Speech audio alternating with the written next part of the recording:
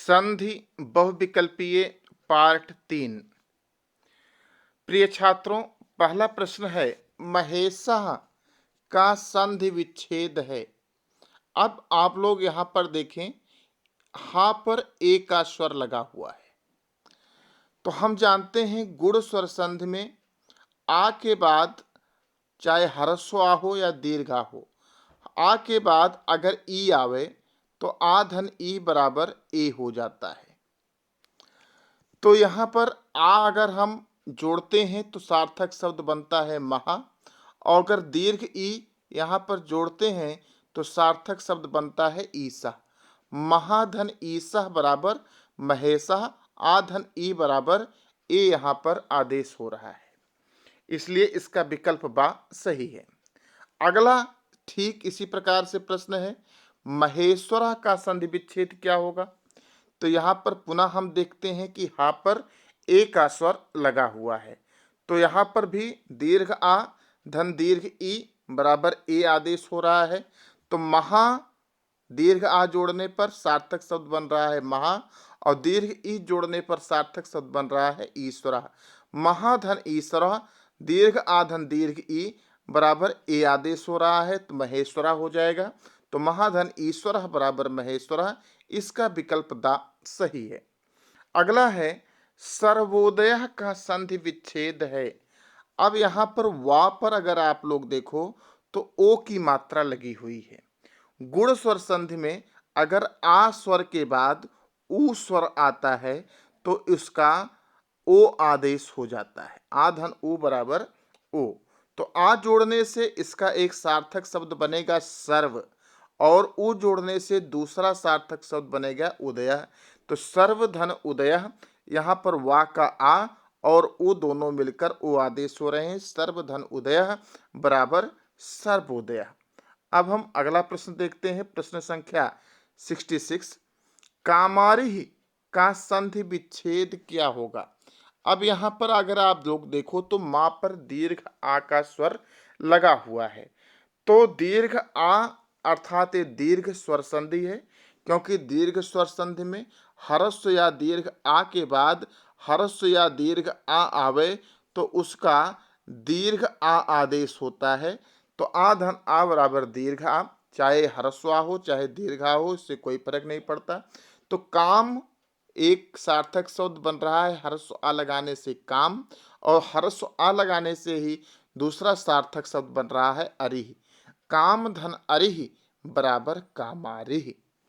अगला है विद्याध्ययनम का संधि विच्छेद क्या है।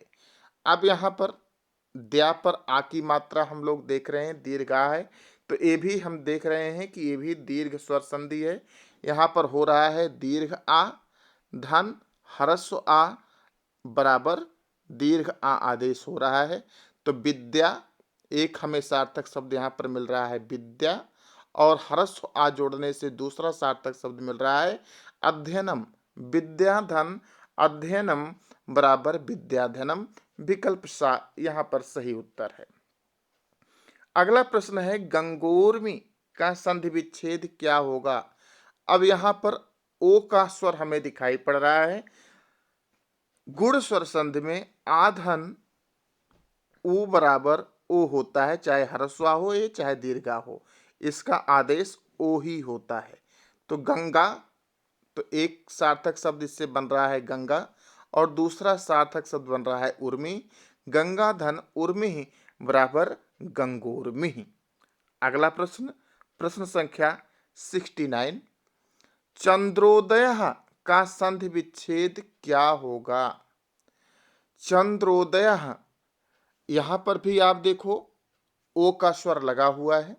हमने आपको बताया आ ह्रस्व आ हो या दीर्घा हो के बाद अगर ऊ आए तो उसका ओ आदेश होता है। तो आ जोड़ने से इसका एक सार्थक शब्द बन रहा है चंद्र, ऊ जोड़ने से दूसरा सार्थक शब्द यहीं पर बन जा रहा है उदय। चंद्र धन उदय बराबर चंद्रोदय, विकल्प सा सही उत्तर है।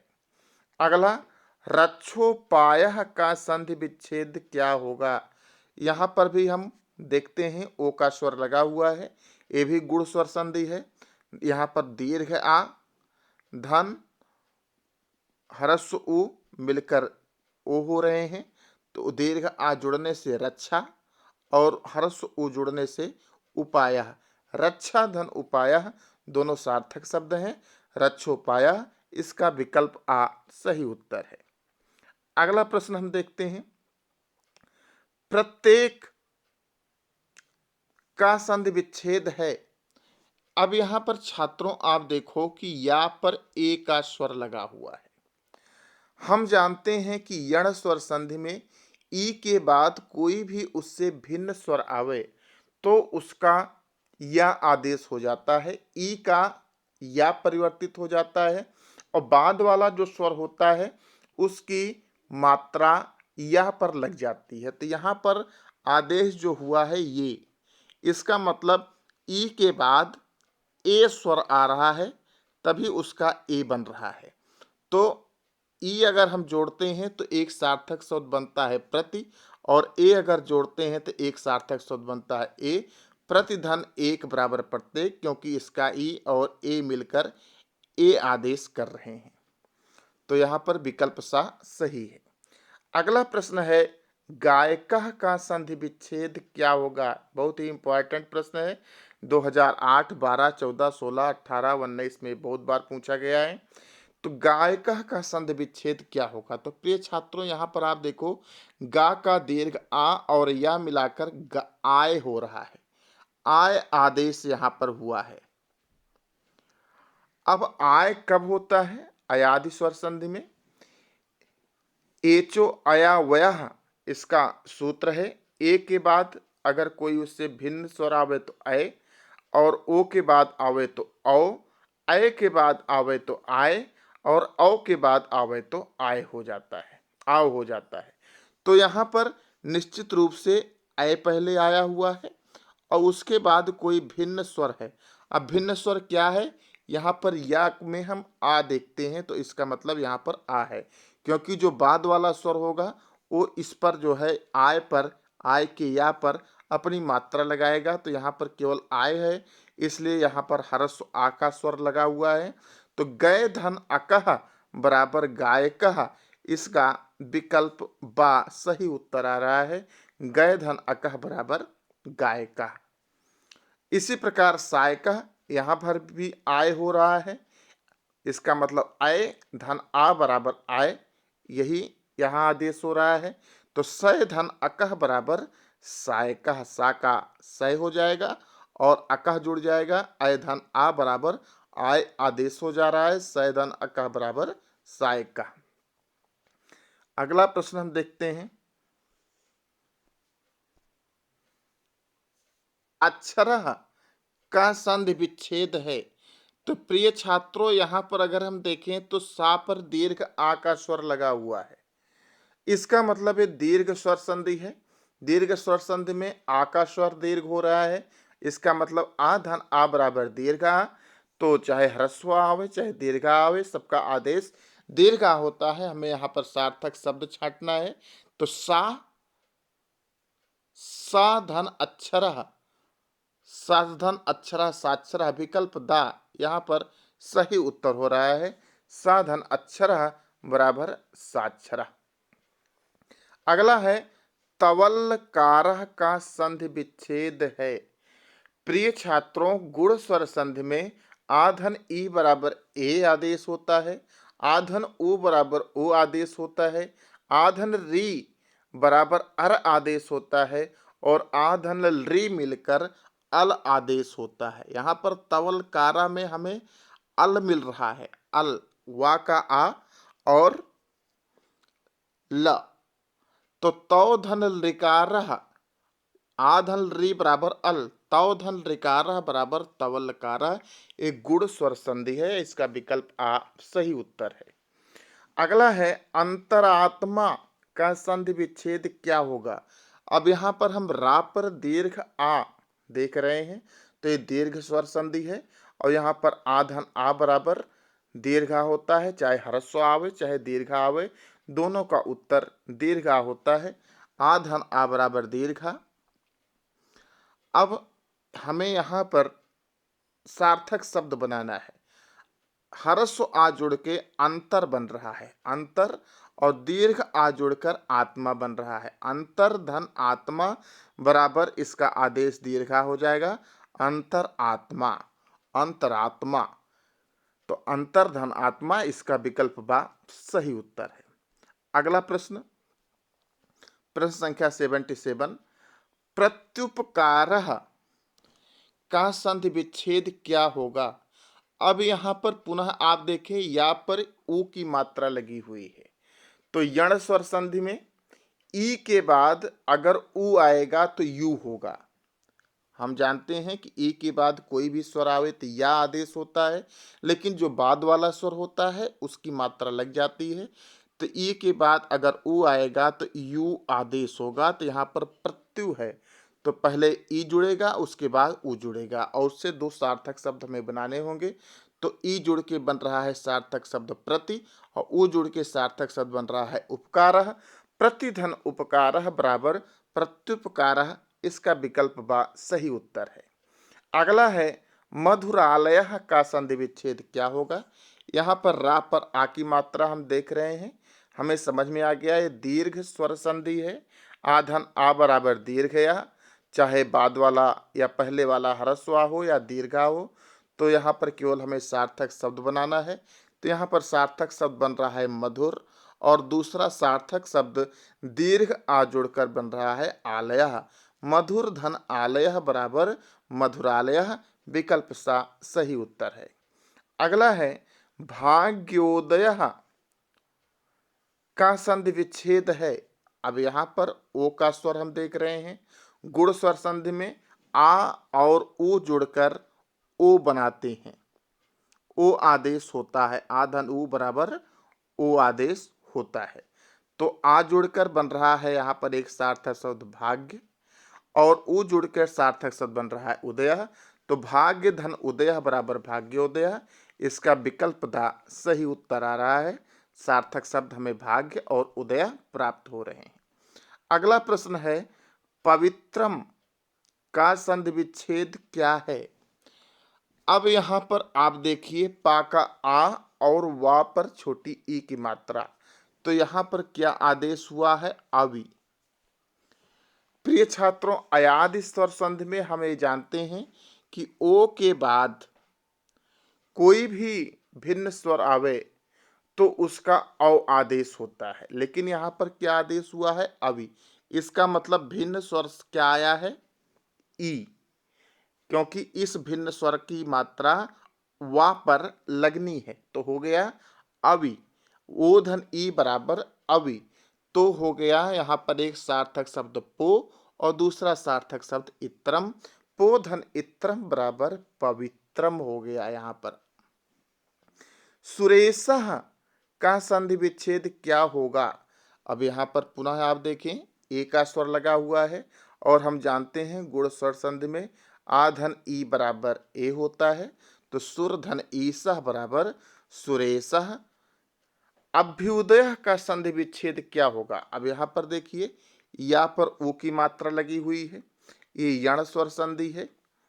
यण स्वर संधि में ई के बाद कोई भी भिन्न स्वर आवे तो उसका या आदेश होता है, लेकिन हमें यहाँ पर यू आदेश बनाना है, तो जो बाद वाला स्वर होता है उसकी मात्रा लगती है। इसका मतलब ई के बाद ऊ आया हुआ है, तभी यू होगा। तो अभिधन उदय है, एक सार्थक शब्द बन रहा है ई से अभि और ऊ से उदय। अभिधन उदय बराबर अभ्युदय, इसका विकल्प बा सही उत्तर है। अगला प्रश्न हम देखते हैं, अन्वय का संधि विच्छेद क्या होगा। अब गुण स्वर संधि में ई के बाद कोई भी भिन्न स्वर आवे तो यह आदेश होता है, लेकिन ऊ के बाद अगर कोई भिन्न स्वर आवे तो वह आदेश होता है। तो यहाँ पर वह अकेला है, तो भिन्न स्वर क्या आएगा, आ आएगा, क्योंकि आ का स्वर वा पे लगेगा, तभी वह आदेश होगा। ऊ धन आ बराबर वा, तो यहाँ पर ऊ से एक सार्थक शब्द बन रहा है अनु, और आ से बन रहा है अयः। अनुधन अयः बराबर अन्वयः, इसका विकल्प आ सही उत्तर है। अगला है भावकः का संधि विच्छेद है। अब यहाँ पर आप देखें भा का दीर्घ आ और वा मिलकर आओ आदेश कर रहे हैं। आओ आदेश कहाँ होता है? अयादि स्वर संधि में। अयादि स्वर संधि में जब औ के बाद कोई भी उससे भिन्न स्वर आता है तो वहां पर आओ आदेश होता है। तो औ के बाद भिन्न स्वर कौन सा आएगा, इसको हम कैसा जानेंगे? ये हम वा पर देखेंगे, या वा पर कौन सा स्वर लगा हुआ है। तो वा पर ह्रस्व आ का स्वर लगा हुआ है, इसका मतलब औ के बाद अगर आ आवे तो आओ आदेश हो जाएगा। तो औ को जोड़ने पर हमें यहाँ पर एक सार्थक शब्द बन रहा है भव, और आ जोड़ने पर सार्थक शब्द बन रहा है अकह। भव धन अकह बराबर भावकः। ये इसका विकल्प बा सही उत्तर है। अगला है ब्रह्मर्षि का संधि विच्छेद क्या होगा? अब प्रिय छात्रों, यहाँ पर ब्रह्म के हा में आ लगा हुआ है और सी के ऊपर रा लगा हुआ है, इसको जोड़कर अर आदेश हो रहा है। यहाँ पर आपको अर आदेश मिल रहा है। अब अर आदेश कहाँ पर होता है? गुण स्वर संधि में आ धन री बराबर अर होता है। यहाँ पर पहले आ आना चाहिए और उसके बाद फिर री आना चाहिए। आ धन री बराबर अर आदेश होता है। तो ब्रह्म धन ऋषि बराबर ब्रह्मर्षि, यहाँ पर गुण स्वर संधि है और विकल्प सा इसका सही उत्तर है। अगला प्रश्न है देवेंद्र का संधि विच्छेद क्या होगा? अब प्रिय छात्रों, यहाँ पर वा पर ए की मात्रा लगी हुई है, तो आ धन ई बराबर ए होता है एक गुण स्वर संधि में। तो आ से देव बन गया और ई से इंद्र बन गया। देव धन इंद्र बराबर देवेंद्र, इसका विकल्प बा सही उत्तर है। अगला है मात्राज्ञा। यहाँ पर हम देख रहे हैं दीर्घ आ लगा हुआ है, अर्थात दीर्घ स्वर संधि है। मात्र एक बन रहा है सार्थक शब्द, और दूसरा सार्थक शब्द दीर्घ आ लगाने से आज्ञा बन रहा है। तो मात्र धन आज्ञा बराबर मात्राज्ञा, तो इसका विकल्प आ सही उत्तर है। मात्र धन आज्ञा बराबर मात्राज्ञा। अगला प्रश्न है वारिसः का संधि विच्छेद क्या होगा?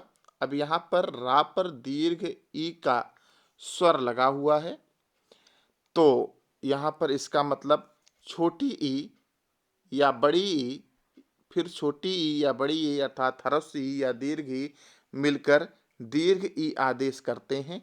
तो वारी धन ईसह बराबर वारिसह, ह्रस्व ई धन दीर्घ ई बराबर दीर्घ ई यहाँ पर हो रहा है। विकल्प सा इसका सही उत्तर है। अगला है वाचनालय का संधि विच्छेद क्या होगा? तो यहाँ पर भी दीर्घ स्वर संधि है, ना पर दीर्घ आ लगा हुआ है। तो वाचन एक सार्थक शब्द बन रहा है। धन आलय, वाचन धन आलय बराबर वाचनालय।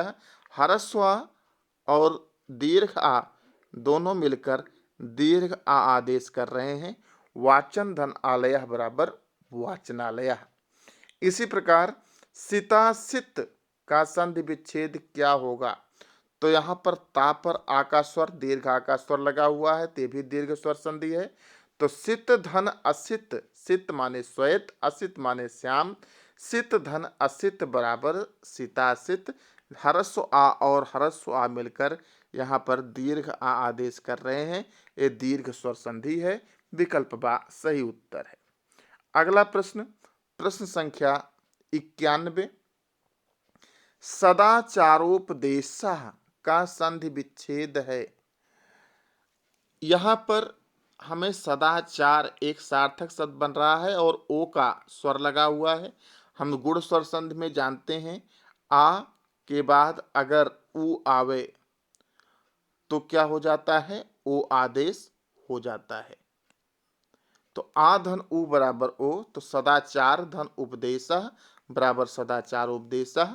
विकल्प आ सही उत्तर है, गुण स्वर संधि है। अगला है सर्वाण्य सर्वाण्यपि का संधि विच्छेद क्या होगा? अब यहाँ पर यह वर्ण आ रहा है, हम जानते हैं कि यण स्वर संधि में ई के बाद अगर आ आए तो उसका या आदेश होता है। तो पहले ई आना चाहिए। सर्वाण से हम बनाएंगे सार्थक शब्द सर्वाणी और आ से जोड़कर सार्थक शब्द बनाएंगे पी जोड़कर। अपि सर्वाणी धन अपि बराबर सार्वाण्यपि। तो विकल्प दा इसका सही उत्तर है। अगला है धावकः का संधि विच्छेद क्या होगा। अब यहाँ पर धा का दीर्घ आ और वा जोड़कर आप देखें तो यहाँ पर कौन सा आदेश हुआ है, आव आदेश हुआ है। और हम जानते हैं कि अयादि स्वर संधि में औ के बाद अगर आ आए तो उसका आव हो जाता है। तो धाव धन अकह बराबर धावकः। तो इसका विकल्प आ सही उत्तर है। धाव धन अकह बराबर धावकः और यह अयादि स्वर संधि है। तो प्रिय छात्रों, इस प्रकार से आपको इस भाग में भी हमने 31 प्रश्नों का हल कराया, उसका उत्तर बताया किस तरह से हल करना है। ये आपको कैसा लगा इसके बारे में अपने कमेंट से हमें अवश्य सूचित कीजिएगा और अपने साथियों को भी शेयर कीजिएगा, वीडियो को लाइक कीजिएगा और चैनल को जो सब्सक्राइब नहीं किए हैं वह छात्र सब्सक्राइब भी करेंगे। धन्यवाद।